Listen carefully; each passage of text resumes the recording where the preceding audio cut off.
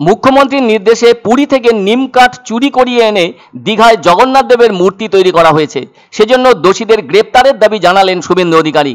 উল্লেখ্য, পশ্চিমবাংলার দীঘায় জগন্নাথ মন্দিরের দ্বারোদ্ঘাটন কর্মসূচি নিয়ে এবার খোঁজ খবর শুরু করল ওড়িশার বিজেপি সরকার।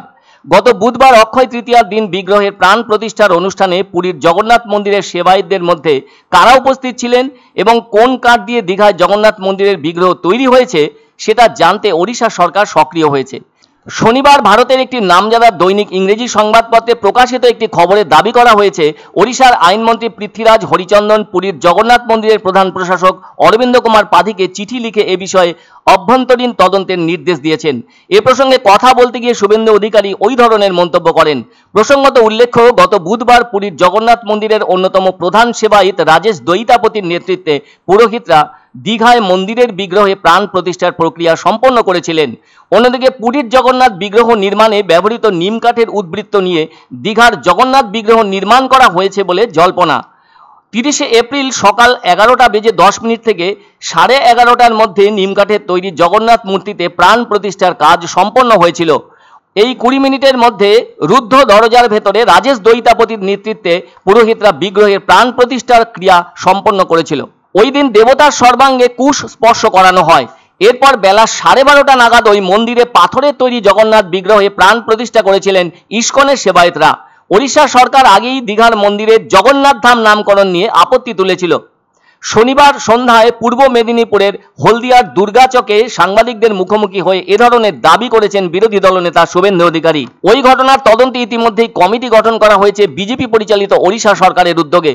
ফলে তাদের সেই পদক্ষেপকে সমর্থন জানিয়েছেন শুভেন্দুবাবু। তিনি সেই সাথে ওড়িশা সরকারকে ধন্যবাদও জানাচ্ছেন যে তারা আর যাই হোক তদন্ত কমিশন বসিয়েছে। অভিযুক্তদের নামে ফৌজদারি মামলা করা উচিত। তিনি আরো বলেন, রাজেশ দৈতাপতিকে দিয়ে নিমকাঠ চুরি করিয়েছে, তার বিরুদ্ধে ফৌজদারি পদক্ষেপ করা উচিত বলে দাবি করেন শুভেন্দু। তাকে যদি ওড়িশা পুলিশ হেফাজতে নেয় তাহলে মমতা বন্দ্যোপাধ্যায়ও গ্রেপ্তার হবেন বলে জানান শুভেন্দু অধিকারী। তিনি বলেন, এই লজ্জা রাখার লজ্জা নেই, এটা বাংলার ও বাঙালিদের লজ্জা। শুক্রবার ওড়িশার আইনমন্ত্রী পৃথ্বীরাজ হরিচন্দন শ্রী জগন্নাথ মন্দিরের প্রশাসনিক প্রধান অরবিন্দ পাধিকে নির্দেশ দিয়েছেন যাতে 2015 সালে নবকলেবর অনুষ্ঠানে যে বাড়তি নিমকাঠ বেঁচেছিল সেটা দীঘার মন্দিরে মূর্তি তৈরির জন্য ব্যবহার করা হয়েছিল কিনা সেটা তদন্ত করে দেখতে হবে। এক্ষেত্রে বলে রাখা দরকার, প্রতি 12 বছর অন্তর পুরীর জগন্নাথ মন্দিরে নবকলেবর অনুষ্ঠান হয়। নিমকাঠ দিয়ে তৈরি হয় জগন্নাথ, বলরাম ও সুভদ্রার নতুন মূর্তি। শেষবার 2015 সালে হয়েছিল নবকলেবর অনুষ্ঠান। সে সময় উদ্বৃত্ত নিমকাঠ মজুদ ছিল মন্দির কমিটির কাছে। वो चोरी किया है। मैं उड़ीसा सरकार को धन्यवाद देना चाहता हूं, उन्होंने इंक्वायरी कमीशन बैठा दिया।